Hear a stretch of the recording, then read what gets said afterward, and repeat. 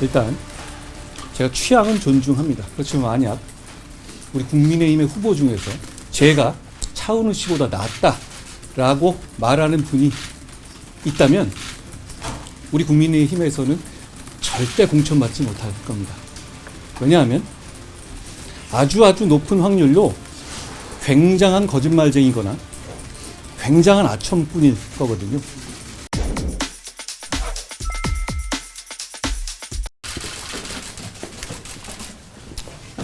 안녕하세요.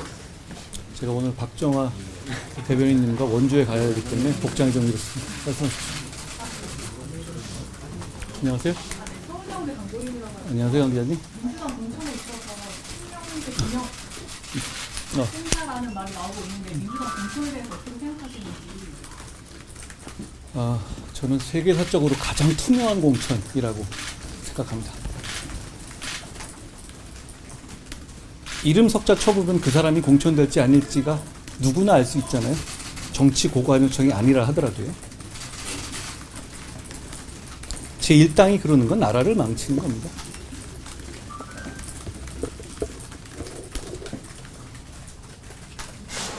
예, 그러세요.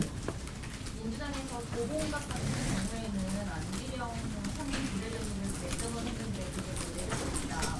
이런 말이 어떻게? 일단 제가 취향은 존중합니다. 그렇지만 만약 우리 국민의힘의 후보 중에서 제가 차은우 씨보다 낫다라고 말하는 분이 있다면 우리 국민의힘에서는 절대 공천받지 못할 겁니다. 왜냐하면 아주 높은 확률로 굉장한 거짓말쟁이거나 굉장한 아첨꾼일 거거든요.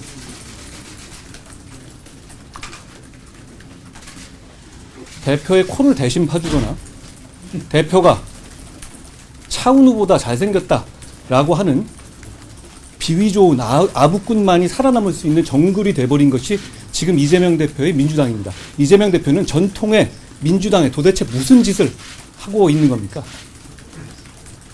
저는 우리 당에게 그리고 도봉의 김재섭 후보에게 더 분발을 촉구합니다. 저런 분들이 국회로 들어가서 나라를 망치게 해서는 되겠습니까? 저런 아첨꾼, 저런 거짓말쟁이들이 국회에 들어가면 이 나라는 지금보다 훨씬 나빠질 겁니다. 저희가 지금 이 상황에서 그걸 막을 수 있는 것은 현실적으로 저희밖에 없거든요. 저희가 더 열심히 하고 분발해야 한다고 생각합니다. 안녕하세요.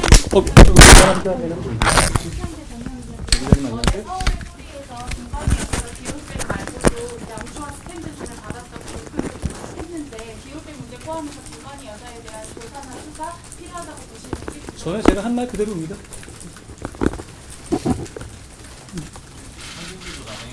안녕하세요, 나 기자님.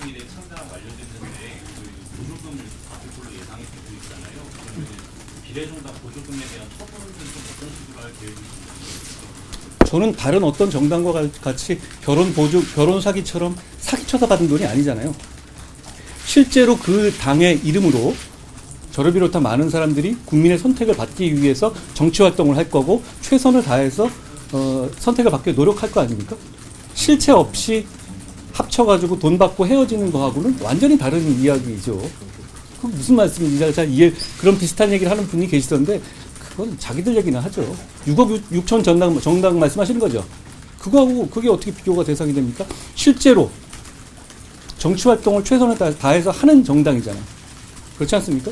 다만 그 방식이라든가 그 외양이 이렇게 되는 것을 저희가 반대한다는 것이지 실제로 우리가 내는 비례대표를 국민들께서 선택할 수 있도록 그 당의 이름으로 선택받기 위한 정상적인 정치 활동을 하는 정당이잖아요. 비교할 걸 비교해야죠. 급하더라도 그렇게 아무거나 막 갖다 대면 안 된다고 생각해요.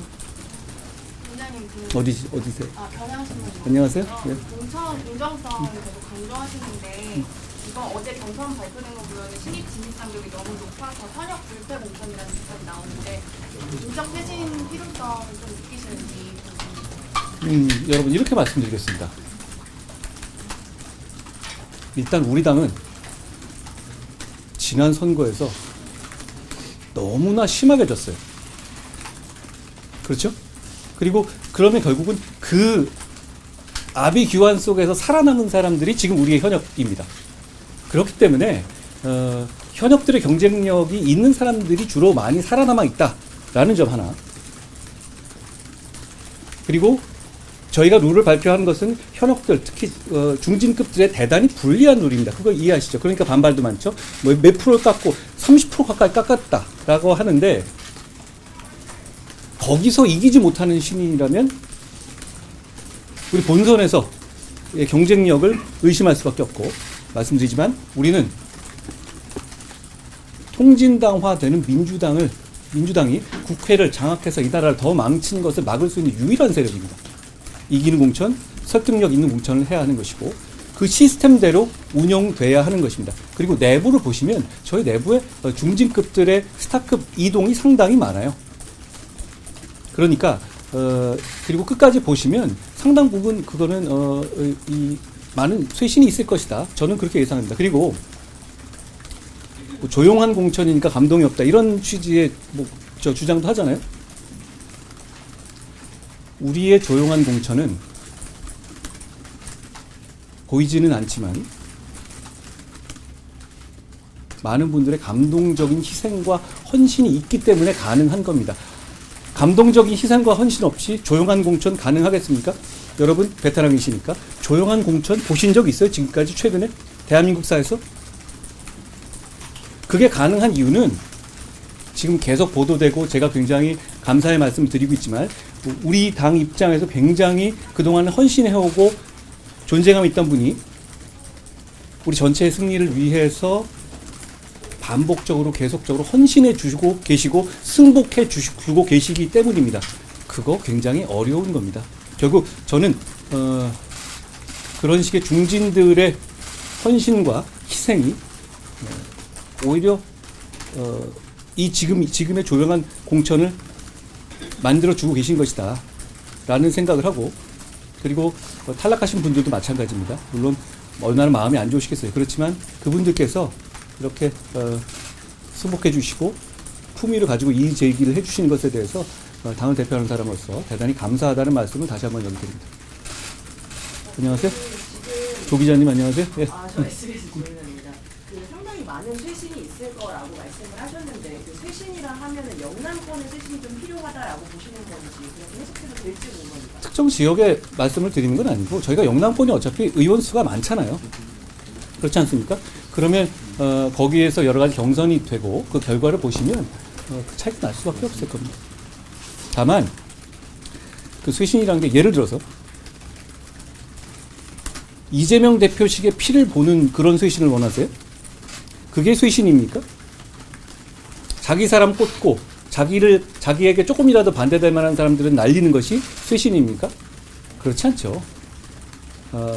저는 오히려 쇄신이라는 것이 시스템을 제대로 지키느냐, 그리고 어떤 개인적인 사심이라든가 어떤 특정 세력의 약진이 있느냐, 이걸 봐주십시오.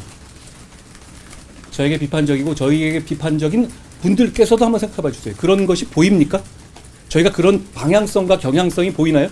예를 들어서 저의 개인적인 정치적인 이익이라든가 어떤 특정한 세력의 정치적인 이익을 추구하기 위한 그런 보이지 않는 손이 보이십니까? 민주당은 그게 명확하게 보이잖아요.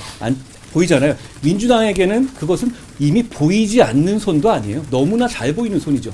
우리에게 그게 있습니까? 저는 그게 없다고 말씀드립니다. 왜냐하면 실제로 그런 생각이 없거든요. 저희 어제 경선 발표 보시면 좀 늦어졌죠? 그 봉투를 우리가 열어보지도 않았습니다. 그리고 그 경선 결과가 어떤 것인지 저는 아마 거기 계신 분들 중에서 제일 늦게 알았을 겁니다. 왜냐하면 그게 끝나고 장동혁 사무총장이 제 전화를 받으셨거든요. 안에 계셨더라고요. 그러면 우리 입장에서는 민주당의 공천과 비교해봐 주세요. 우리 경선에서 무슨 DNA? 그 이재명 DNA입니까? 그 DNA 같은 데가 들어가 있어요? 아니죠. 위에서 우수한 데 먼저 한 거. 저는 어떤 업체가 조사했는지조차도 몰라요. 그 결과 나온 것을 승복해야 되는 것이고, 아까 제가 제일 처음 말씀드린 것처럼 저희는 워낙 졌어요. 그러니까 지금까지 나온 살아있는 생존력 있는 후보들이 살아나올 가능성이 꽤 있죠. 그렇지만 그걸 목표로 하거나 그 중에서 미운 사람만 떨궈내는 방식의 공천을 했습니까? 저희 1호 공천이 누구였죠? 김재섭 아닙니까? 우리는 이런 공천을 하는 겁니다. 제가 생각하는 우리 공천은 이름 가리고 하더라도 똑같은 결론이 나와야 한다 라는 겁니다. 그런데 이재명 대표의 민주당의 공천은 그 사람의 이름만 딱 보면 우리 대부분 그럴 겁니다. 이 사람이 공천 받냐? 아니냐? 다 맞출 수 있을걸요? 그게 쇄신입니까? 그렇게 피를 보는 게 쇄신이에요? 아닙니다. 그건 정치를 망치는 거죠. 저는 시스템이 돌아가게 하는데 그 시스템이 방해받지 않는데 제 최선을 다할 것이고 지금까지도 그래왔다는 말씀을 드립니다. 안녕하세요. 저 헤럴드 경제 신현주. 안녕하세요, 신 기자님. 네, 다름이 아니라 그 김민석 민주당 의원이 어제 그 국민의힘 공천 시스템 4천이라고 말을 하면서 위원장님이 그 불법 정치자금 범죄 저질렀다 뭐 이런 주장에 대해서 사과하지 않은 법적 조치하겠다고 이런 식으로 말했는데 안 저질렀어요? 관련된 입장이 그분이 안 저질렀습니까? 지금 제가 어제 말씀드린 것이 7억 2천 받은 거잖아요. 야, 진짜 많이 받았네요. 그런데 그게 처음이 아닌 것도 아시죠? 그 이전에 또 대기업한테 2억 받은 것도 있었잖아요. 저는 이렇게 말씀드리죠. 그분은 제가 말하는 운동권 특권 세력의 대표 주작적인 분이잖아요. 정말 젊을 때부터 이 정치 바닥을 계속 지배하듯이 계시죠. 철새처럼 계속 옮겨 다니셨죠. 대기업으로부터 2억 받은 혐의로 집행유예 받으셨죠? 제가 기억으로는. 뭐 틀릴 수도 있어요. 뭐 틀리면 종정하겠습니다. 제가 어차피 랜덤으로 말씀드린 거니까. 그 다음에 7억 2천을 받으셨죠? 그리고 13년, 14년 가까이 동안에 그 추징금도 안 내셨죠? 세비는 꼭꼭 받아먹으면서 말이죠. 그리고 지난 1월 19일인가 20일 정도의 기사를 제가 봤는데요. 민주당은 우리랑 달리 무슨 적격심사위원회가 별도로 있잖아요. 공천적. 그때 그 추징금을 다 내지 않은 상태에서 공천 적격을 받으셨잖아요. 거기 인터뷰가 나왔던데요. 김민석 측에서는 열심히 내고 계신다. 14년째 열심히 내고 계시다는 말인가요? 그러면서 그 여정의 끝이 겨우 이재명 대표한테 아부해서 단수 공천 받는 겁니까? 여기에 어떤 민주화 운동의 대의가 있습니까? 이런 분들을 청산하는 것이 도대체 몇십 년째예요.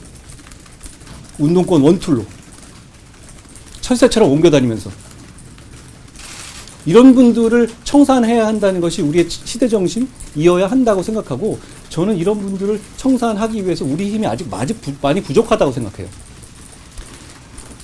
우리 당이 더 열심히 하고 제가 더 열심히 하겠다는 말씀을 드립니다. 어떤 부분이 잘못됐다는 취지로 말씀하시던가요? 지금 네, 표적 수사라고. 표적 수사? 네. 그럼 그 전에 2억 받은 건 뭐죠? 그거 노무현 정권 때 수사인데? 그럼 그 표적이면 왜 추징금을 계속 내고 계셨나요? 김민석 의원이 표적 수사를 당했다라는 것에 많은 분들이 동의하세요? 그리고 추징금을 납부하지 않은 상태에서 지금 민주당의 올해 1월 말에 적격 심사를 받으신 것 아니에요? 적격 통과하신 것 아닙니까? 제가 보도에는 그렇게 봤습니다. 어떤 부분을 사과해야 되는 걸까요? 김민석 같은 운동권 특권 세력을 미리 청산하지 못한 점을 사과하란 말인가요?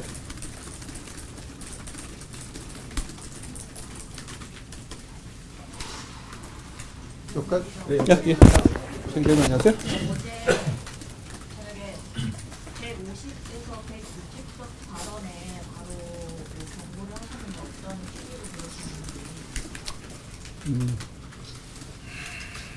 우리 국민의힘은 해설가 정치 하지 않겠습니다.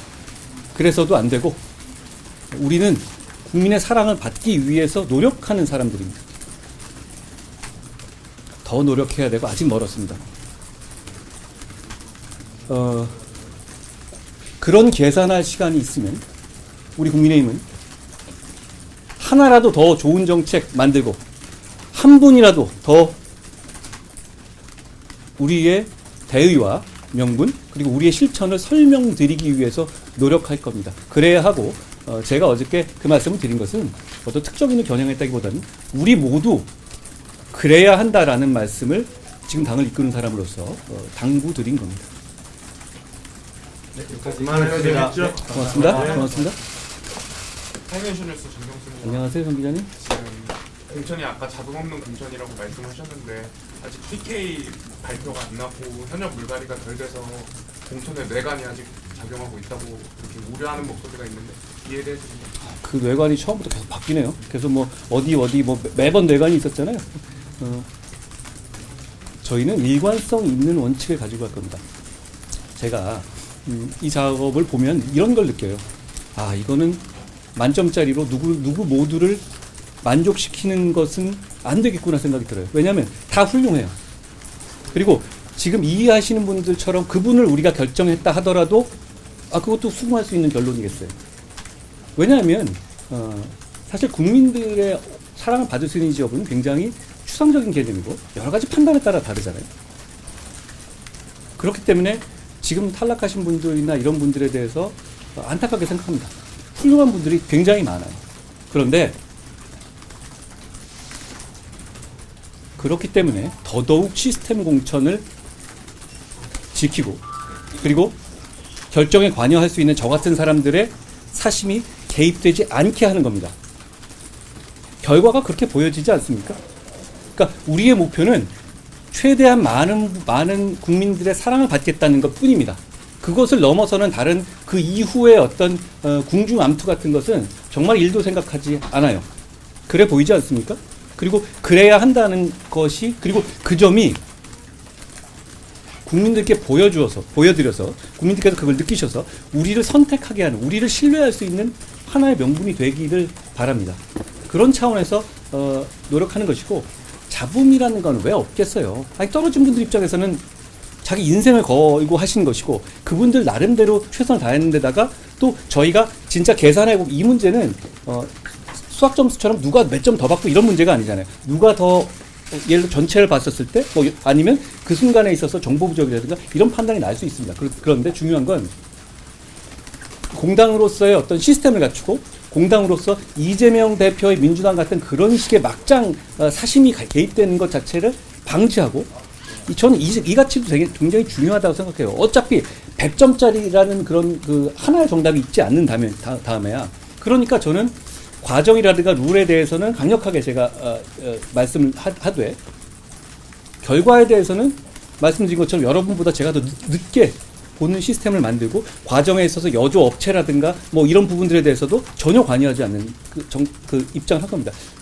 개별적인 결과에 있어서는 누가 보이지 않는 손이 움직여서 하나 콕콕 찍는 게 더 나은 결과를 낼 수도 있어요. 그런데 우리 당은 그러지 않기로 결정한 거고 그걸 끝까지 유지해서 그렇게 했다는 그런 시스템 공천을 했다는 것으로서 이번 4월 10일 선거에서 국민들께 선택받겠습니다. 자, 모실게요. 고맙습니다. 고맙습니다.